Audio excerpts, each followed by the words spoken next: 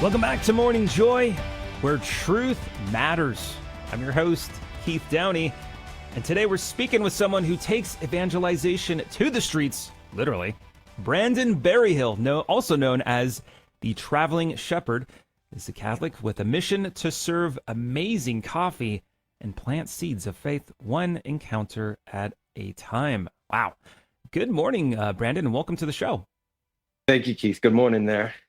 Yeah. So first things first, I'm curious, how did you get the name The Traveling Shepherd? Actually comes from the book The Alchemist. It's written by a Brazilian Catholic and heavy Catholic allegory in there. I read it, and at the time, I kind of had a lot of people always asking me, have you thought about the priesthood? And in the book, the main character was questioned by the high priest Melchizedek, who says, why didn't you become a priest? And he said, I like to travel and shepherd my sheep. And at that point in my life, I had a knack for finding people that were lost sheeps. Like I would just hang out in the dog park and someone would start talking to me. Next thing you know, they'd see my rosary and they'd start asking questions and share they were a fall-away Catholic or raised Catholic, whatever it was. And it just kind of fit with where I was at the time with writing the holy cards because people wanted me to put a pen name on things.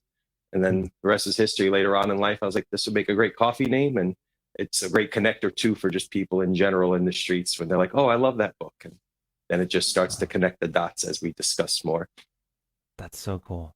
So you yourself were away from the church for what, nearly 15 years? So tell us what happened and how did Saint Thérèse help bring you back?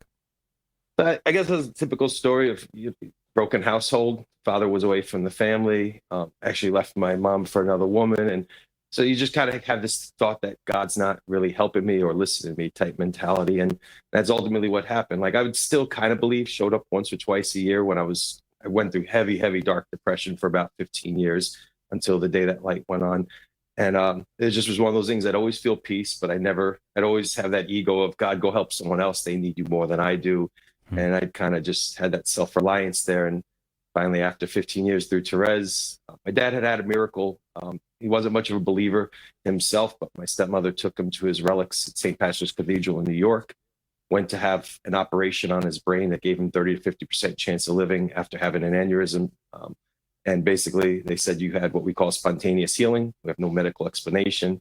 And later on, it got published in a book written by a woman, Elizabeth Fiacelli, that I would read in 2010 for a couple months during that summer. And I would basically just say, Thérèse, I need my reason to believe. And still wasn't told I was going to be Catholic, but God had a way of connecting the dots, and the rest is history, and haven't looked back. Wow, what an incredible story. Thank you for sharing that. So from delivering pizzas to driving for Uber to now roasting coffee, how did these everyday jobs become a platform for evangelization? Just started to learn because my main background is pizza, fixing failing stores. I managed 33 of them, turned 31 around. They were all deemed impossible cases. And every time, even then, God was teaching me faith. Trust that you do these things and you'll eventually get the results that you're looking for that other people don't believe are possible.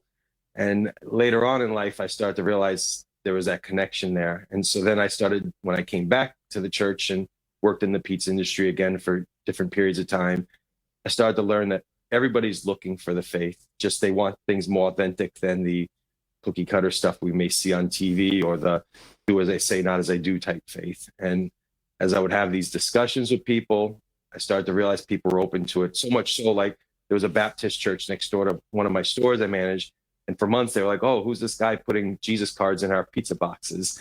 And I would and it wasn't like I did it with every single one, but I'd look and discern and I'd see a person with a cross on or something and I'd slide it in their box because majority of the time I'm boxing up the pizzas and handling it as the manager. So it was always cool, even to the point where one of the priests who I would see regularly in Charlotte, one day I was delivering his pizza and you could just see his look on his face like, dude, you're just everywhere, even delivering my pizza. Wow. So what has been the response when you did put those holy cards into the pizza boxes? What was the general response? For a year and a half, it was all positive. It was 100%. Everybody was loving it. I'd even have some more direct conversations depending on things. Yeah, it was funny because it was right at the end of my time there. I was invited to go to Edmonton, Canada, to help reopen a retreat house. That was actually the only time I ever got a complaint. Ironically enough, it was from like a non-denominational church because the card I put in there had John 6:53 on it, so that may have been a little bit of a tough one there. But it was God's way of just telling me it's time to move on. It wasn't really like I didn't see that as a rejection thing. I always see rejection as God's protection, and he's just kind of saying the store is now closing. It's time to move on to the next phase there. And so it's really cool. And it just taught me that people want these things. They just, again, want authentic Christianity, which is Catholicism, and that's the whole thing. As I'm able to share the more and more that I've learned over the years with people and the depth of things, so much so even down to my spiritual director, being a married Catholic priest, he's a Ukrainian priest. And just saying that to people makes, well, what, there's married priests? I'm like, yeah, there's so much more of the church you don't know.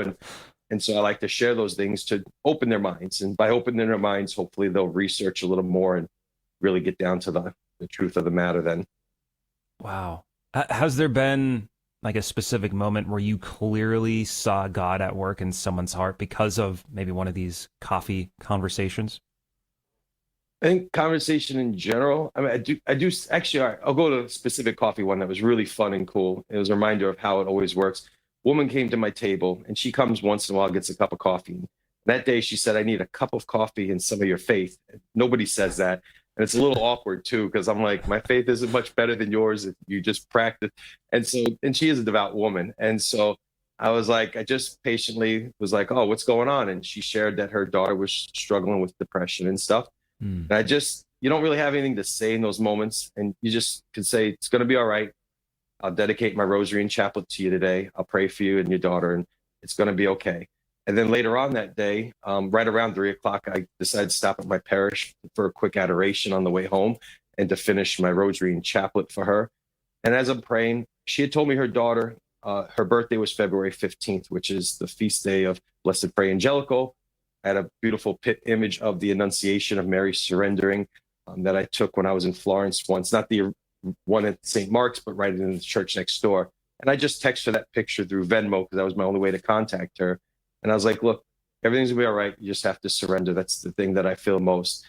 And she responds, oh, I already know everything's gonna be okay. As soon as I left you, I went to Costco and I literally bumped my cart into Father Willard, who's a local priest at the parish, and he gave me a blessing. And that was just God letting me know he heard my prayers. And that's happened multiple times over the years, but that one was a specific coffee moment that just kind of surrender and let God connect the dots there and illuminate the conscience. And since then, things have consistently gotten better for her.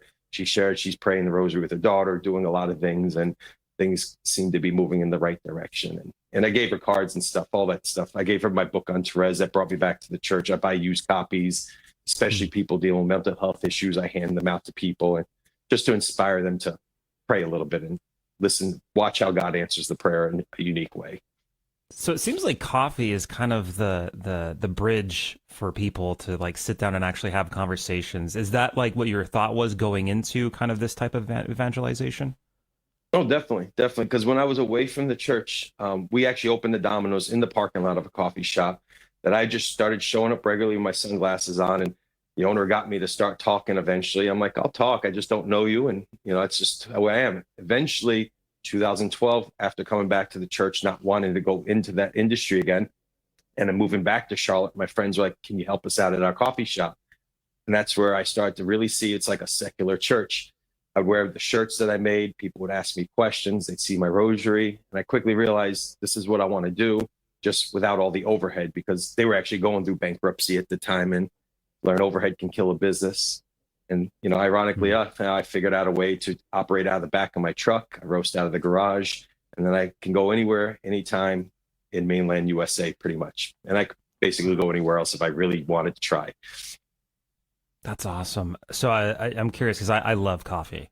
What is your favorite bean that you have that you roast?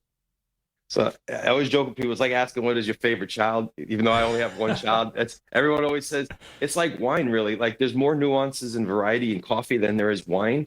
And one thing that always got me to really see this is like people don't realize Zinfandel wine didn't start in California. It's actually a Croatian wine. And the Croatian wine is far drier than the sweeter California one. And just my grandfather being Croatian, not knowing these things, those are the things that connected with me with coffee. And my first love was Ethiopian coffee ceremony. I spent time with an Eastern Catholic church, Eritreans, and they're the ones that ultimately taught it to me. And the first time I went to the restaurant I just was amazed. I'm tasting these lemon notes and everything. And I'm like, what'd you do to the coffee? But since then, they all offer something different, depending on what you want, lighter, darker. It's like red or white, dry, sweet wine. But Ethiopian is the first love in the Jebena, which is this black pot back there. It's like a Turkish coffee, but it just has a bright taste. But I like a lot of medium African coffees or South Americans. They tend to have these nice bright notes to it there, and it's just I like the more brighter tasting coffees. But some people love those dark, oily coffees, and that's why I do what I do. Is it's like Catholic liturgy. There's a different tradition for everyone out there, and everybody's got their own flavor. Well, I know we got about 50 seconds left. For those out there listening, they're like, oh, I really want to evangelize, but I don't know what the first thing to do. What would you recommend? Just do something. That's really what it started. My uncle was a Redemptorist priest, and I just through chance started living at the retreat house when he was going through a kidney transplant. He noticed a poem on my Facebook and decided to ask me to print out some holy cards. And I was reluctant, because I failed English all the time. And next thing you know, I'm putting them at the retreat house, these cards he printed with my poem on it. I see people kissing them and crying to them. I started to realize maybe there's something to this. And then it's like marketing and business. Let's go test this and let's see if we get a response. And sometimes you put yourself out there and you get embarrassed, but you learn this worked or that didn't work. And the more I did it, the more I've started to realize what does work. And then when you surrender it to God, he has a way of showing you anything can work. He makes straight with crooked lines, even when I may be failing. Wow, incredible. Well, hey, Brandon, thank you so much. We're going to put a pin in the conversation right now.